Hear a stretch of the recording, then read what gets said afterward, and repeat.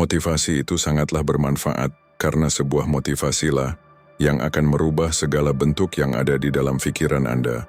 Maka mendengarkan motivasi itu sangat banyak manfaatnya. Maka dengarkan motivasi dari saya ini. Tetapi sebelum Anda memulai video ini, jangan lupa mendukung channel ini dengan cara subscriber karena subscriber itu gratis. Ayo kita mulai.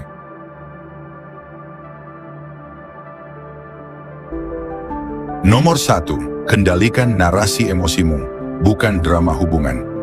Pernahkah kamu merasa terdorong untuk menjelaskan dirimu, membela diri mati-matian, atau sekadar ingin dipahami hanya karena seseorang yang kamu cintai salah menilai niatmu? Di dalam relasi yang dekat, baik pasangan, keluarga, atau sahabat, seringkali kita merasa harus meluruskan sesuatu agar tidak disalahpahami. Kita menyangka bahwa dengan menjelaskan, kita sedang menyelamatkan harga diri. Padahal di banyak momen, penjelasan yang lahir dari tekanan bukanlah kebijaksanaan. Itu adalah refleks dari batin yang belum tenang. Marcus Aurelius pernah berkata dalam renungan, kita tidak terganggu oleh hal-hal di luar, tetapi oleh pandangan kita terhadap hal-hal itu. Kutipan ini adalah fondasi utama dalam filosofi Stoik, bahwa yang perlu kita kuasai bukan dunia luar, melainkan persepsi kita sendiri. Maka, ketika konflik muncul, kita perlu menanyakan ulang, apakah aku benar-benar perlu menjelaskan diriku, atau sebenarnya aku sedang tergoda bereaksi karena merasa tersinggung? Banyak orang memilih diam sebagai strategi dalam konflik dengan alasan tak mau memperkeruh suasana. Tapi diam bukan selalu tanda kedewasaan. Diam yang lahir dari ketakutan, kemarahan yang dipendam, atau rasa frustasi yang tak tersalurkan, justru menjadi benih dari hubungan yang dingin dan menjauh. Dalam psikologi modern, hal ini dikenal sebagai emotional suppression, bentuk penekanan emosi yang jika dilakukan terus-menerus bisa menyebabkan ledakan emosi, konflik pasif-agresif, bahkan gangguan psikologis jangka panjang. Keheningan yang tidak disertai kesadaran hanyalah pelarian. Kita seperti gunung es, terlihat tenang di permukaan, tetapi menyimpan tekanan besar di dalam. Maka, diam semata tidak cukup. Kita perlu berlatih kehadiran batin yang utuh, keheningan yang aktif, bukan pasif. Kita perlu menjadi pribadi yang tetap hadir secara emosional, tanpa harus terseret ke dalam drama. Epictetus, seorang filsuf Stoik yang terkenal dengan ajaran kebebasan batin, berkata, bukan kejadian yang mengganggu kita, tetapi cara kita menilainya. Artinya, ketika seseorang menuduh kita, menyalahkan, atau menghakimi tanpa melihat keseluruhan gambar, sebenarnya bukan kata-kata mereka yang menyakitkan, tetapi makna yang kita tempelkan pada kata-kata itu. Dalam psikologi, ini disebut emotional regulation, kemampuan untuk menyadari emosi kita tanpa dikuasai olehnya. Ketika pasanganmu sedang marah, kecewa, atau emosional, kamu bisa memilih untuk tidak ikut terbawa. Kamu bisa tetap hadir, mengakui emosimu sendiri, dan menjaga ketenanganmu tanpa harus membalas. Inilah bentuk kekuatan yang sejati, diam yang sadar, bukan diam karena lelah. Hadir tanpa defensif, tegak tanpa harus meninggikan suara. Bayangkan dirimu seperti pohon besar yang berdiri di tengah badai. Angin menerpa, ranting bergoyang, tapi akarnya tetap menghujam tanah. Kamu tak perlu menjelaskan bahwa kamu kuat. Keberadaanmu saja sudah cukup untuk membuat orang lain merasa ada pusat ketenangan. Dalam terapi kognitif modern, kita belajar bahwa cara kita berpikir membentuk emosi dan perilaku kita.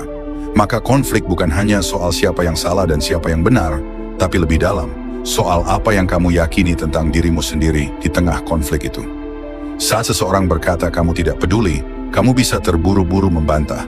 Atau kamu bisa menarik diri sejenak dan bertanya, mengapa aku merasa harus membuktikan bahwa aku peduli?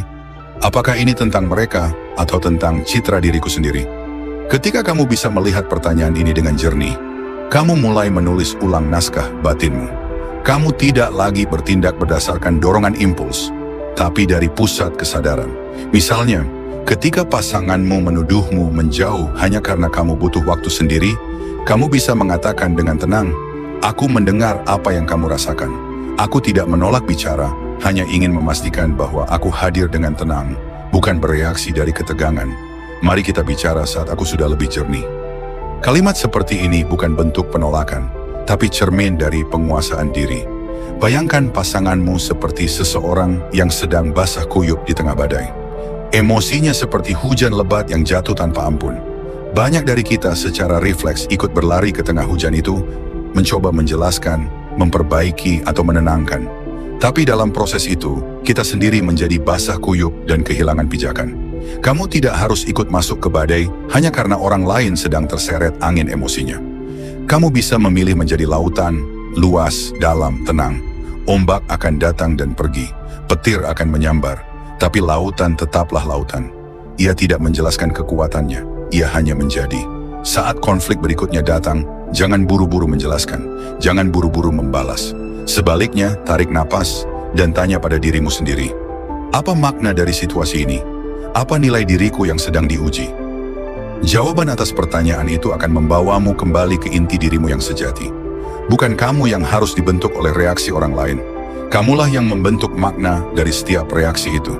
Kendalikan narasi batinmu, dan kamu akan menemukan bahwa dunia luar tak lagi bisa mengguncangmu. Jadilah seseorang yang tak mudah digoyahkan oleh persepsi orang lain. Bangun kehadiran yang tidak perlu banyak bicara untuk didengar. Latih dirimu untuk tidak tergoda bereaksi hanya karena ada tekanan. Dan ingatlah, jadilah seperti batu karang yang tak tergoyahkan, walau ombak terus menerjangnya. Marcus Aurelius, kamu tidak harus bersuara untuk menjadi kuat.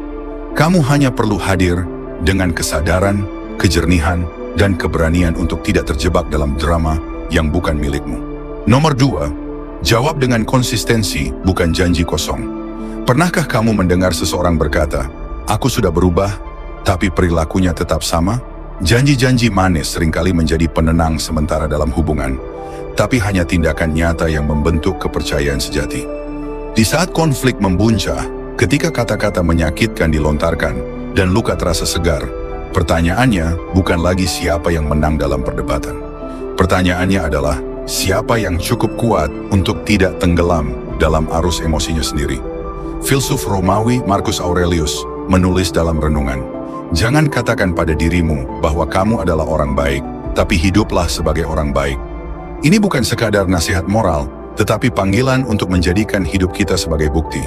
Dalam dunia yang penuh kata-kata, tindakan menjadi mata uang paling langka dan paling berharga. Maka saat emosimu terpancing dan lidahmu gatal ingin membalas, justru disitulah ujian kematanganmu dimulai. Dalam dunia relasi, banyak yang tergoda memilih kata-kata sebagai alat perbaikan. Ucapan seperti, "Aku berubah", "Aku janji nggak akan ulangi lagi", atau "Aku sayang kamu, percaya deh", terdengar manis. Tapi psikologi modern menunjukkan bahwa verbal reassurance hanya efektif jika disertai behavioral consistency. Artinya, janji tanpa tindakan hanya menenangkan untuk sesaat, lalu menguap dalam kekecewaan yang sama. Stokisme menekankan pentingnya hidup selaras dengan prinsip, bukan perasaan sesaat. Epictetus menegaskan, jangan katakan bahwa kamu bijak, tapi bertindaklah seperti orang bijak. Dengan kata lain, bukan kata-kata yang membuktikan siapa dirimu, tetapi bagaimana kamu merespons dalam tekanan, dalam konflik, dalam luka. Ketika seseorang menyakitimu dengan ucapan yang tajam, respons alami kita adalah membalas. Ini adalah naluri bertahan hidup, membela diri, menjelaskan, meluruskan. Tapi balasan semacam itu seringkali hanya memperpanjang luka, bukan menyembuhkannya. Dalam psikologi, ini disebut sebagai reactivity loop, lingkaran reaktif yang berputar antara serangan dan balasan tanpa ada penyelesaian. Padahal dalam relasi yang dewasa, kemenangan bukan tentang siapa yang lebih pandai berbicara, tetapi siapa yang mampu menahan diri dan memilih tindakan yang menyembuhkan. Menjawab dengan kata-kata saat emosi sedang tinggi, ibarat menuangkan bensin ke api kecil. Kamu mungkin merasa lebih didengar, tapi kamu juga ikut membakar jembatan yang kamu ingin selamatkan. Bayangkan dirimu seperti batu karang di tepi laut. Ombak datang membawa caci maki, tuduhan, atau kekecewaan. Tapi batu karang tidak berteriak. Ia tidak membalas, ia hanya tetap berdiri. Kekuatan batin bukan tentang meredam perasaan, tapi tentang memilih respon yang memperkuat nilai dirimu. Ketika kamu berkata, "Aku berubah", biarkan itu menjadi gema dari tindakanmu yang konsisten. Ubah sikapmu, jaga nada suaramu, tahan kata-kata yang menusuk, pilih kehadiran yang penuh kesadaran.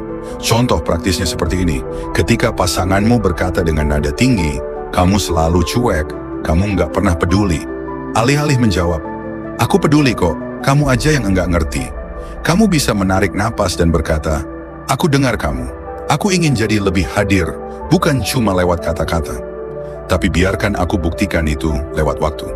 Itulah pernyataan tanpa agresi yang sekaligus menandakan kedewasaan. Kamu tidak menyangkal perasaan pasangan, tapi juga tidak meladeni drama. Kamu memilih jalan tengah yang tenang, teguh, dan penuh integritas.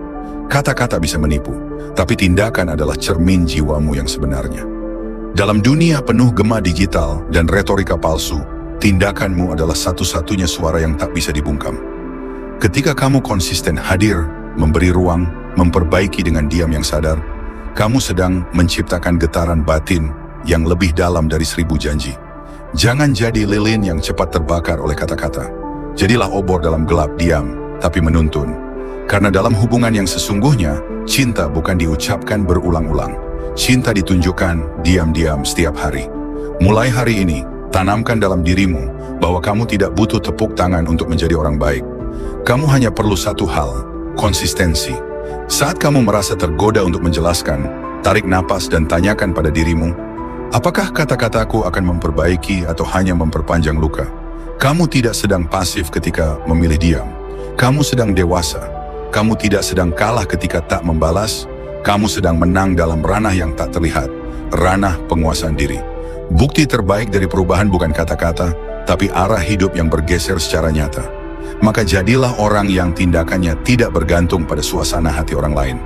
Bangun reputasi batinmu dari kesetiaan pada prinsip, bukan reaksi.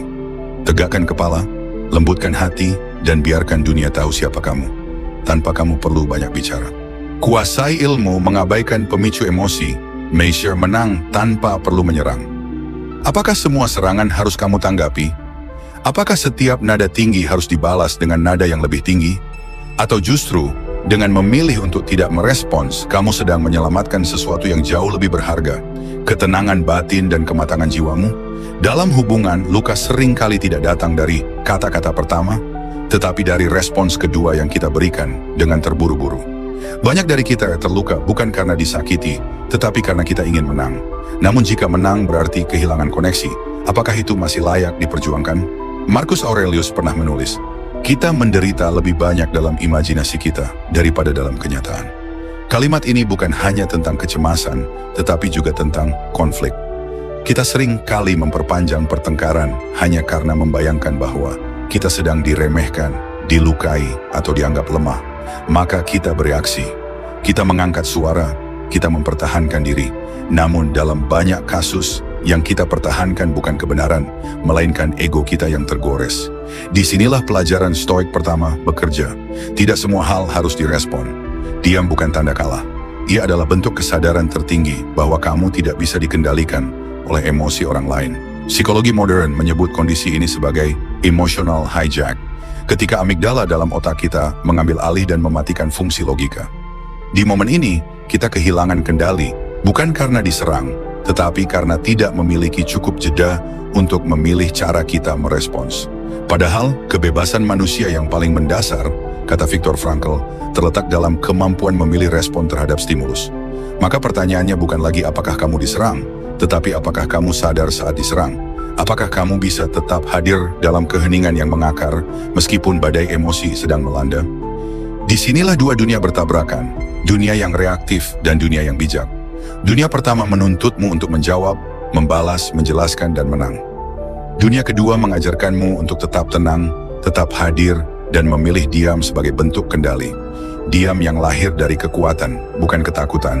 Karena ketika kamu memilih tidak menjawab, kamu bukan sedang pasrah, kamu sedang mengirim pesan yang lebih dalam, bahwa kamu tidak mudah diprovokasi, bahwa kamu telah dewasa. Konflik dalam hubungan seringkali tidak berakhir karena tidak ada yang mau mengalah. Semua ingin menang, semua ingin diakui benar. Tapi mari kita jujur, apakah kemenangan dalam pertengkaran sepadan dengan kekalahan dalam cinta? Apakah ego kita harus dibayar dengan keretakan yang bisa dicegah? Ketika kamu memilih untuk mengabaikan pemicu emosi, kamu bukan sedang menyerah. Kamu sedang melindungi ruang emosional yang lebih besar. Cinta, kedekatan, dan penghargaan terhadap dirimu sendiri. Bayangkan seekor elang. Ia tidak akan membalas gangguan burung-burung kecil yang mengejeknya di udara. Ia hanya terbang lebih tinggi, menuju angin yang lebih kuat, dan membiarkan keheningan menjadi jawabannya.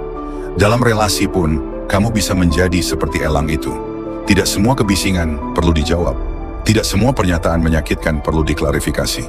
Terkadang keheninganmu justru menunjukkan bahwa kamu tidak bisa disentuh oleh ketidakseimbangan orang lain. Dalam terapi kognitif behavioral, ini disebut detachment response. Kemampuan untuk menciptakan jarak emosional tanpa menghilangkan kehadiran. Kamu hadir, kamu mendengar, kamu peka, tapi kamu tidak larut. Dan inilah kekuatan baru yang jarang dipelajari orang. Kemampuan untuk mengabaikan bukan karena kamu tidak peduli, tapi karena kamu lebih peduli pada kedamaian dibandingkan pada adu kuasa. Tidak semua orang akan memahami ketenanganmu. Beberapa mungkin menganggapmu dingin, pasif, atau tidak peduli. Tapi kebenaran tidak perlu dijelaskan pada semua orang. Kamu hanya perlu jujur pada dirimu sendiri. Apakah yang kamu lakukan selaras dengan nilai yang kamu pegang? Jika ya, maka kamu tidak sedang lari. Kamu sedang menguat. Hari ini berhentilah merasa bahwa kamu harus menjawab setiap pemicu. Kamu tidak perlu menjadi suara yang paling keras untuk didengar. Kehadiranmu, jika lahir dari ketenangan, akan jauh lebih mengguncang dari teriakan manapun. Seperti yang diajarkan oleh Epictetus, bukan peristiwa yang mengganggu kita, tetapi tafsir kita terhadap peristiwa itu. Maka ubahlah tafsirmu, bukan situasinya. Latihlah dirimu untuk tidak bereaksi secara otomatis. Setiap kali kamu merasa tersulut, tarik napas. Ingatkan dirimu, ini bukan tentang siapa yang menang, ini tentang siapa yang tetap hadir dengan utuh.